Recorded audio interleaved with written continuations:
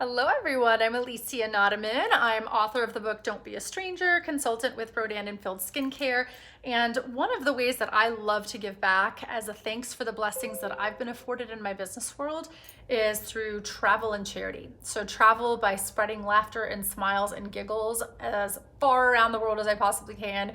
And with all the time that I have open back in my life, I like to give in my time. I like to volunteer for events. I like to show up and be of support anywhere that I can and be a part of the light that spreads kindness. So one of the things that I like to do as a way of give back is by virtue of offering free workshops, offering videos with self-development tools. And one that I often focus on when I'm talking with my patients is around struggling with imperfection.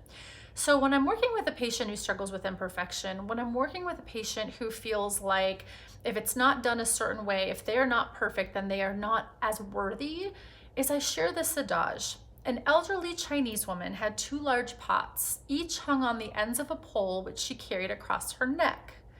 One of the pots had a crack in it, while the other pot was perfect and always delivered a full portion of water. At the end of the long walks from the stream to the house, the cracked pot arrived only half full. For a full 2 years, this went on daily, with the woman bringing home only 1.5 pots of water. Of course, the perfect pot was proud of its accomplishments, but the poor cracked pot was ashamed of its own imperfection and miserable that it could only do half of what it had been designed to do. After 2 years of what it perceived to be bitter failure, it spoke to the woman one day at the stream. I am ashamed of myself. Because of this crack in my side, water leaks out all the way back to your house. The old woman smiled. Did you notice that there are flowers on your side of the path, but not on the other pot side? That is because I have always known about your flaw, and I planted flower seeds on your side of the path, and every day when we walk by, you water them. For 2 years, I have been able to pick beautiful flowers to decorate the table, and without you being just the way you are, there would not be beauty to grace my home. Each of us has our own unique flaw, but it's the cracks and flaws that we each have that make our lives together so interesting and rewarding. You've just got to take each person for what they are and look for the good in them.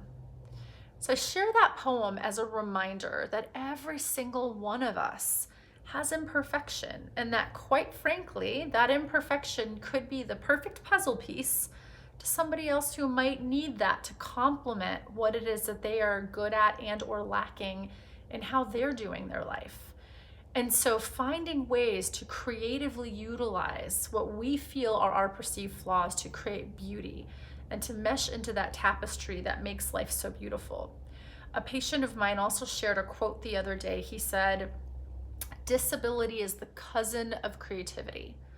And I love that. This patient happens to be blind, and it is incredible to see how he has adapted his world because of that disability and the resources, the supports, the devices that he's found helpful in his life, because there was an imaginative mind that was able to see his imperfection and to be able to somehow figure out something that helped make that a strength, a source of strength, something that gave him resilience and the ability to function independently and be incredibly successful still in his life.